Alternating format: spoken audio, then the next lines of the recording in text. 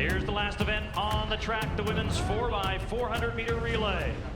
That was one of those moments that I kind of dreamed about being a student at Oregon. I'd heard the term Hayward Magic, and in that moment I think all of us knew we needed to cast the spell and do whatever we could to make sure it happened heading into that race.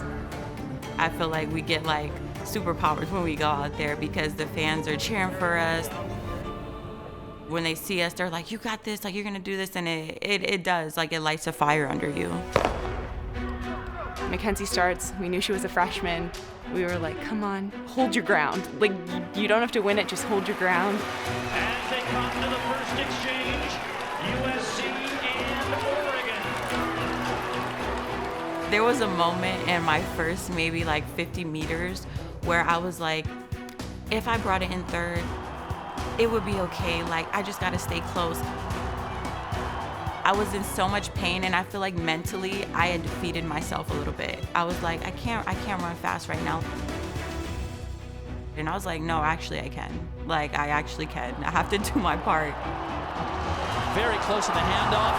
For USC, it is Deanna Hill. For Oregon, it is Alexis Gustard, the senior. She's a senior. This is her last race. She's gonna make it count. Alexis looks like she kind of has the lead and might pull away.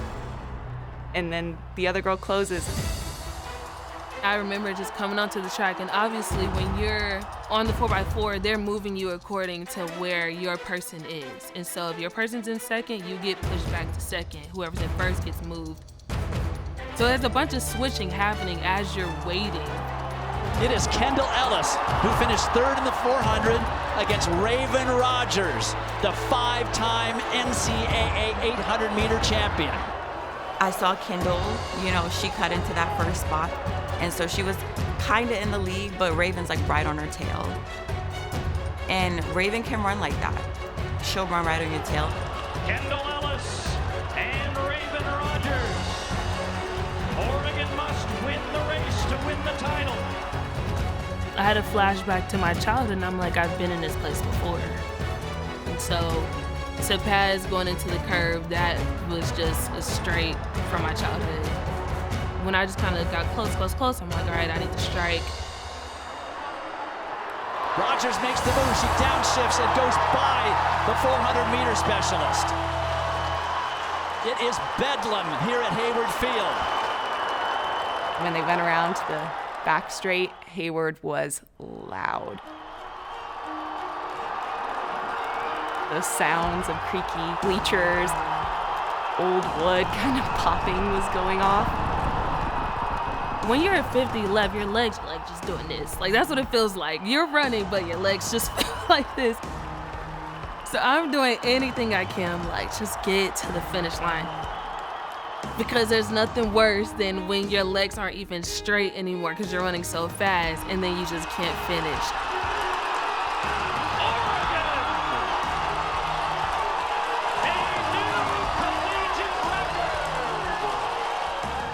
I'm not sure many people even heard me say Oregon.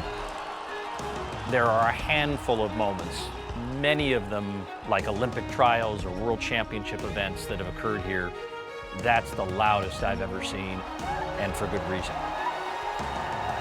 Being able to cross that line in first, I was just so happy.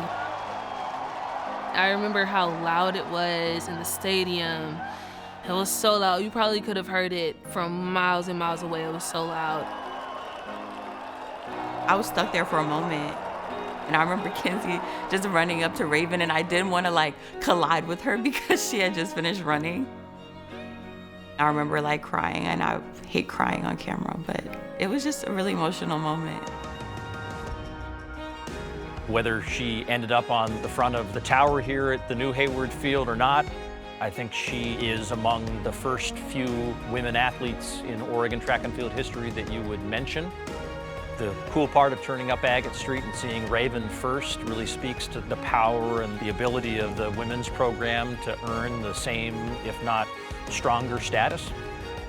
As soon as you see her, the first thing you think of is last lap 2017, bringing it home.